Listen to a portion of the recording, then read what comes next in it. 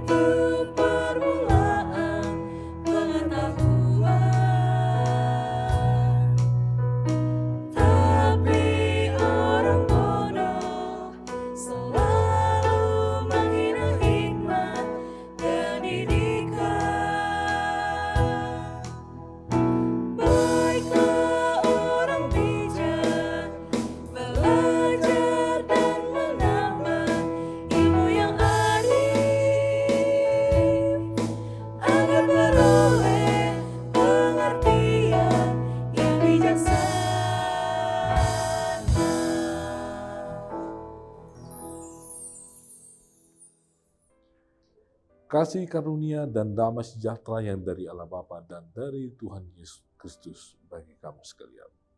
Amin. Bapak, Ibu, dan saudara-saudari, firman Tuhan bagi kita hari ini yaitu yang tertulis dalam Mazmur 111 ayat 10. Demikian firman Tuhan. Permulaan hikmat adalah takut akan Tuhan. Semua orang yang melakukannya berakal budi yang baik. Puji-pujian kepadanya tetap untuk selamanya. Demikian pembacaan firman Tuhan, Bapak, Ibu, dan saudara-saudari.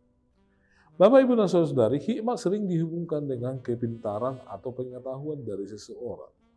Di mana ketika seseorang memiliki pengetahuan atau jenius atau pintar, orang itu sering disebut sebagai orang yang berhikmat atau bijaksana.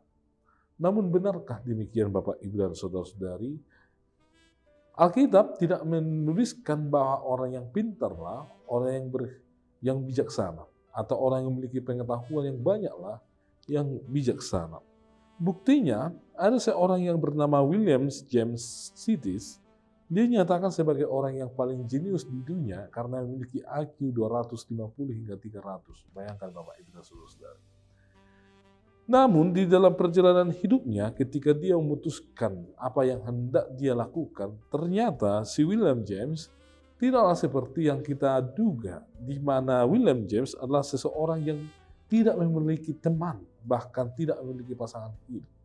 Dia menjauh dari keluarganya, meninggalkan keluarganya, bahkan dia memilih untuk mengasingkan dirinya di suatu tempat dan hidup menganggur. Dan sepertinya tujuan hidupnya tidak jelas. Dia berakhir pada usia umur 46 tahun, dalam kondisi yang sangat mentragiskan, di mana dia hidup dan tidak bisa mencukupi kebutuhannya sehari-hari. Padahal dia adalah seorang yang dianggap paling jenius di tengah-tengah dunia. Oleh sebab itu tadi Alkitab tidak menghubungkan langsung antara seseorang yang jenius, yang pintar, atau yang penuh pengetahuan itu dengan seseorang yang berhikmat. Namun di sini kita membaca bahwa seseorang yang berhikmat, hikmat itu dikaitkan langsung dengan bagaimana kita takut kepada Tuhan. Jadi seseorang yang takut kepada Tuhan, itulah orang yang berhikmat. Takut di sini bukan berarti seseorang itu ditekan sehingga dia melakukan apa itu kehendak Tuhan itu, Bapak, Ibu, dan saudara-saudari. Oleh sebab itu hikmat sering dihubungkan dengan bahwa dia seorang yang konsisten menjalankan apa itu perintah Tuhan, karena dia takut akan Tuhan. Artinya dia tahu bahwa inilah yang dikehendaki oleh Tuhan. Inilah yang Tuhan sukai. Dan dia akan memilih jalan itu. Dan dia akan senantiasa konsisten melakukannya setiap hari. Kemudian seseorang yang berhikmat itu digambarkan sebagai orang yang hidup benar. Yang tidak suka dengan hal-hal yang tidak baik. Atau yang tidak suka dengan sesuatu yang dikong-kali-kong, Bapak, Ibu, dan saudara-saudara. Dia hidupnya benar, selalu berkata benar, selalu berpikir benar, dan selalu melakukan apa itu yang benar. Kemudian yang berhikmat itu adalah seseorang yang memiliki atau berpikir tentang segala sesuatu sebab akibat atau risiko dari apa yang dia kerjakan. Kalau seorang yang pandai belum tentu memikirkan apa risiko yang dia sedang kerjakan. Namun seseorang yang berhikmat itu pasti dia akan memikirkan panjang. Katakanlah seseorang yang menemukan sesuatu, dia akan memikirkan dampak positifnya ini bagaimana ke depan dan apa risiko dari penemuannya tersebut. Atau ketika seseorang yang katakan berhikmat, ketika dia mengatakan sesuatu, dia akan berpikir apa dampak dari apa yang dia katakan itu ke depan dan bagaimana risikonya. Kemudian Bapak, Ibu, dan Saudara-saudari, seseorang yang berhikmat itu adalah orang yang tahu tujuan yang hendak dia capai. Jadi dia tidak hanya melakukan sesuatu itu hanya untuk kesenangan sesaat, tapi dia tahu bagaimana itu, tujuannya itu setelah tercapai. Dia tahu bagaimana untuk apa dia melakukannya, tujuannya untuk apa. Dan biasanya orang yang takut kepada Tuhan tentunya akan melakukan segala sesuatu adalah untuk kemuliaan nama Tuhan, untuk kebaikan banyak orang, atau yang sering disebut dalam Alkitab sebagai seseorang yang berakal budi, Bapak, Ibu, dan Saudara-saudari.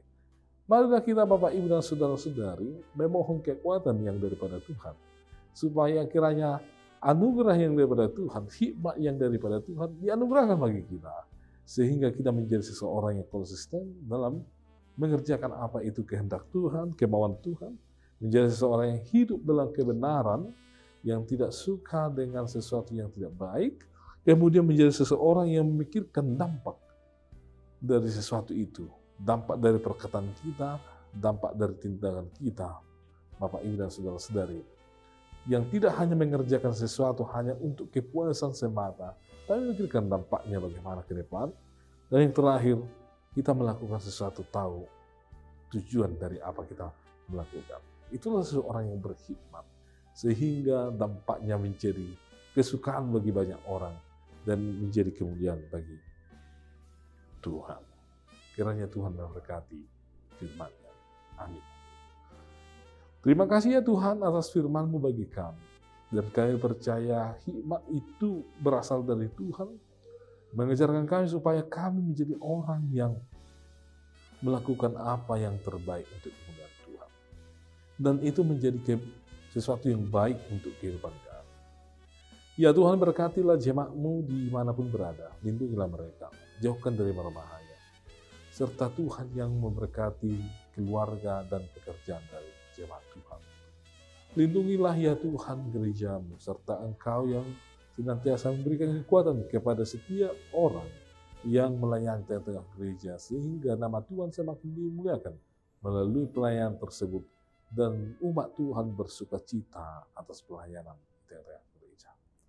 Kepada Tuhanlah kami serahkan bangsa dan negara kami, dan kiranya Tuhan yang memberkati, yang mengatur segala sesuatu proses yang terjadi di tengah-tengah bangsa kami, yang mengarahkan para pemimpin untuk melakukan keadilan dan kebenaran, dan memimpin di dalam roh atau hikmat yang daripada Tuhan, sehingga sukacita dirasakan oleh setiap orang yang ada di tengah-tengah bangsa negara kami ini, Tuhan. Begitu banyak ya Tuhan yang kami perlu dalam hidup kami. Kami percaya bahwa Tuhan akan senantiasa memberikan kecukupan bagi kami. Ajarlah kami ya Tuhan untuk mensyukuri kebaikan Tuhan dalam hidup kami. Kami tahu kami adalah manusia yang penuh dengan dosa, ampuni kami, sehingga kami layak di hadapan Tuhan. Hanya Kristus Yesus kami berdoa dan mengucap syukur kepada-Mu. Amin. Anugerah dari Tuhan Yesus Kristus, kasih setia dari Allah Bapa, dan persekutuan dari Roh Kudus menyertai kamu sekalian. Amin.